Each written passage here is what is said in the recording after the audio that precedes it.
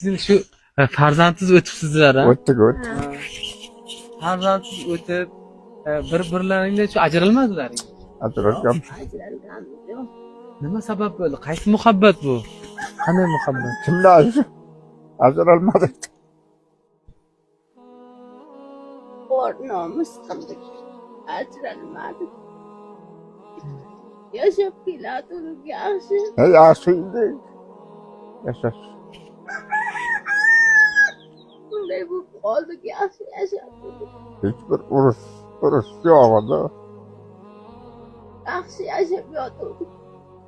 Oddiy bir yillik sabr qilmaydigan. To'g'ri. Shunday insonlarga nima degan bo'ladi? Yo'q, unda qilishmaydi. Iloji bo'lsa bunday nima qilmaslik kerak, ajralmaslik kerak. Yaxshi yashash kerak-da. Ular qarang, bir yil 2 yil sabr To'g'ri. Farzandsiz yashaganiga siz 30 yil sabr qilibsiz. Lekin ayolingizni tashlab ketmabsiz. Yo'q, Bu bir mardlik-da. Bundan boshqa mardlikni bilmayman. tashlab ketganimiz yo'q. Yo'q, tashlab Bir kun ham urushganimiz yo'q. vatan qildik. Yaxshi yashaymiz deb. Bugunga tushib qoldik.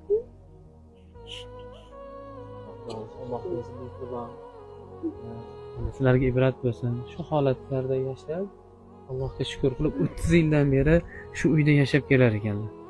Alloh bulardan rozi bo'lsin. Inshaalloh jannatda qasrlar bilan siylasin inshaalloh, ha? Shunday bo'lsin. Nima orzularingiz bor? Endi mani orzum qolgan umr necha vaqt bo'ladi yaqin bilmaymiz. Iloji bo'lsa yaxshi yashash kerak. Yaxshi bo'lib ketsin-da qisqasi. Iloji bo'lsa yaxshi bo'lib ketsin. Hali to'g'risi bir xillar gapirdi. Son yuribsan bunday. Nima qilamiz shular? Iloji yo'q. Sabr qiling. Ha. Shunday bo'lsin.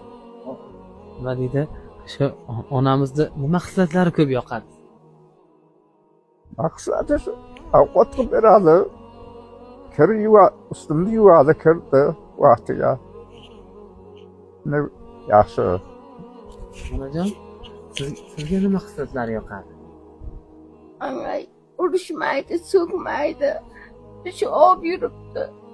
Shuncha yildan beri sabr qilib shunisi yoqadi, boshqa hech nimasi yo'q. Mana endi bo'lsa qarab turibdi. O'lgancha qarab turadi endi.